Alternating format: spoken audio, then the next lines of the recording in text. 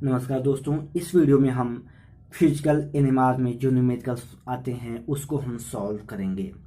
जैसा कि दिसंबर 17 CSIR के पेपर में प्रॉब्लम्स आए हुए थे, उसको ही आपके सामने दिखाई दे रहे हैं कि 13C और 1H एनएमआर के जी फैक्टर की वैल्यू दिया हुआ है। 1H के लिए 5.6 और 13C के लिए 1.4 दिया हुआ है और पूछ रहा है कि यदि मैग्नेटिक फील्ड सेम अप्लाई किया जाए तो किस फ्रिक्वेंसी पर कार्बन 13 रेजोनेट करेगा, जबकि प्रोटॉन के लिए दिया हुआ है 600 मेगाहर्ट्ज उसकी फ्रिक्वेंसी। तो हम एक रिलेशन जानते हैं, पिछले वीडियो में मैंने इसके बारे में डिस्कस भी किया था, G1/G2 इक्वल टू फ्रिक्वेंसी का रेशियो। यहाँ पर हम इसको G1 की जगह हम प्रोटॉन की वैल्यू और G2 की जगह कार्बन 13 की वैल्यू, फ्रिक्वेंसी में पहले हाइड्रोजन की वैल्यू फिर कार्बन 13 की वैल्यू। तो यहाँ पर यदि हम वैल्यू रखें तो G1 और G2 की वैल्यू 5.6 और 1.4, फ्रिक्वेंसी की वैल्यू 600 और इसका हमें फाइंड करना है। इसको जब सॉल्व करेंगे तो 150 मेगा हर्ट्ज आएगा। हम सेकेंड प्रॉब्लम के बारे में डिस्कस करते जा रहे हैं। दूसरा प्रॉब्लम देखें तो यहाँ पर कोई भी स्पेक्ट्रोमीटर जिस 200 मेगा हर्ट्ज का कोई स्पेक्ट्रोमीटर एनएमआर स्पेक्ट्रोमीटर है और इसमें मॉलिक्यूल डबलेट शो करता है जिनके बीच का डिफरेंस 2 ppm है और कॉपलिंग कांस्टेंट 10 हर्ट्ज ऑब्जर्व किया जाता है और दोनों के बीच का सेपरेशन हमें फाइंड करना है, जबकि मशीन स्टैंड 600 मेगा हर्ट्ज लिया जाए और उस समय उनके बीच का कॉपलिंग कांस्टेंट और सिग्नल के बीच का सेपरेशन क्या होगा, इसे हमें फाइंड करना है। तो इसका सोल्यूशन हम देखते हैं। हम जानते हैं केमिकल शिफ्ट के डेफिनेशन के अनुसार किसी भी मालिक्यूल से किसी पर्टिकुलर न्यूक्लियाई का जो फ्रीक्वेंसी वैल्यू होती है उसका TMS से डिफरेंस ओवर मशीन स्ट्रेंथ हम मेजर करते हैं तो यह हमें ppm में केमिकल शिफ्ट की वैल्यू आती है। मान लेते हैं दो डबलेट्स जिनकी फ्रीक्वेंसी x1 और x2 हैं और उनके केमिकल शिफ्ट की वैल्यू डेल्टा 1 और डेल 1 डेल 2 हैं। इस प्रकार से हम मानते हैं। आगे हम चूंकि TMS का जो फ्रीक्वेंसी होता है उसको हम 0 मानते हैं इसको सुविधा के लिए, तो इसके लिए हम पहले की ये डेल्टा 1 की जो वैल्यू होगी x1 negative 0 over machine strength h, दूसरे के लिए delta 2 equal to x2 minus 0 machine strength. हम दोनों का डिफरेंस, दोनों केमिकल शिफ्ट का डिफरेंस निकालें तो यह आएगा del 1 negative del 2 equal to x1 negative x2 over machine strength. ये 2 ppm डिफरेंस दिया हुआ है तो h की वैल्यू 600 दिया हुआ है तो हम रखेंगे 600 इसकी वैल्यू रखेंगे तो x1 नेगेटिव x2 यानी दोनों केमिकल शिफ्ट का डिफरेंस जो आएगा वह 1200 हर्ट्ज आ जाएगा।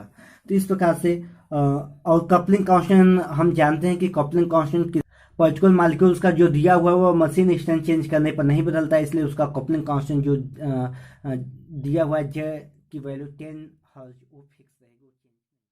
अगला प्रॉब्लम ए 2015 में पूछा हुआ था, ये प्रॉब्लम जोन 15 में।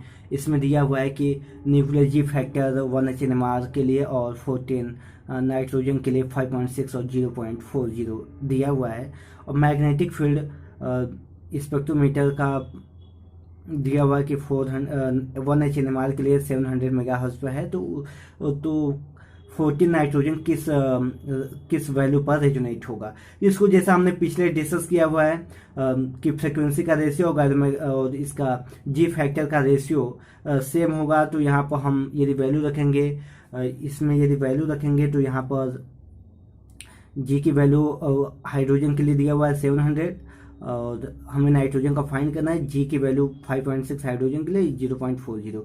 इसको यदि हम सॉल्व करेंगे तो इसकी वैल्यू आएगी 50 मेगा हर्ट्ज, इसका आंसर आएगा।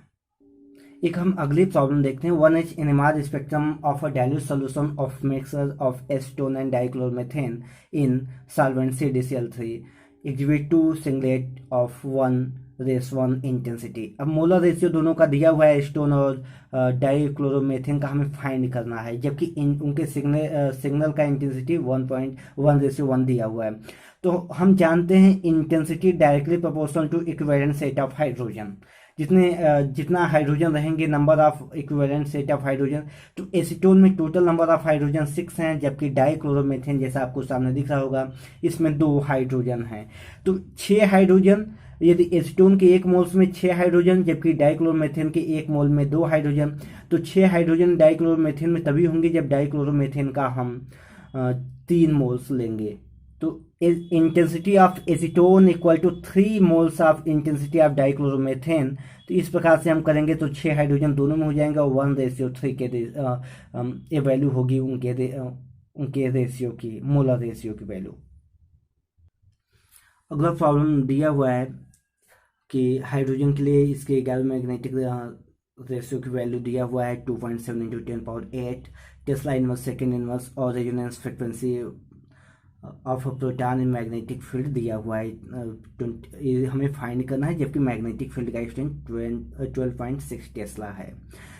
पाई की वैल्यू 3.14 दिया हुआ है। इसको हम सिंपल रेशियो जानते हैं, frequency equal to gyromagnetic ratio over 2 pi into V. यहाँ से इस वैल्यू को हम गैलोमैग्नेटिक रेशियो की वैल्यू को 2.7 × 10⁸ रखेंगे। टेस्ला इनवर्स से second inverse, magnetic field B की वैल्यू 12.6 टेस्ला रखेंगे और 2 पाई की वैल्यू 2 × 3.14 रखेंगे, 540 मेगाहर्ट्ज इसका आंसर आएगा।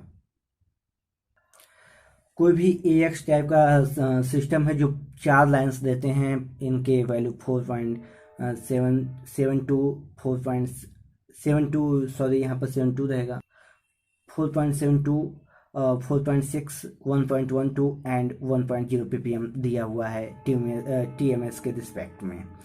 हमें 100 मेगाहर्ट्ज वाले इस NMR स्पेक्ट्रोमीटर का यूज करना है और हमें बताना है उनके कपलिंग कांस्टेंट की वैल्यू और उनके केमिकल शिफ्ट के डिफरेंस की वैल्यू क्या होगी। तो दिया हुआ है, जैसा कि हम आपको इसको यदि दिखाएं 4.72 और 4.6 को, तो यहाँ पर हम इस प्रकार से दिखा सकते हैं। कंसीडर करते हैं कि एक इसका इमेजिनरी इस प्रकार से उनका हो सकता है एज्यूम करने पर, तो 4.72, 4.6, 1.12 और 1.10 इनके बीच का डिफरेंस जो होगा यही होगा उनके बीच का केमिकल शिफ्ट डिफरेंस। और इस केमिकल शिफ्ट डिफरेंस को हम इस प्रकार से लिख सकते हैं 4.66, इनका एवरेज 4.66 होगा, इनका एवरेज 1.06 होगा, दोनों का डिफरेंस 3.6 ppm होगा।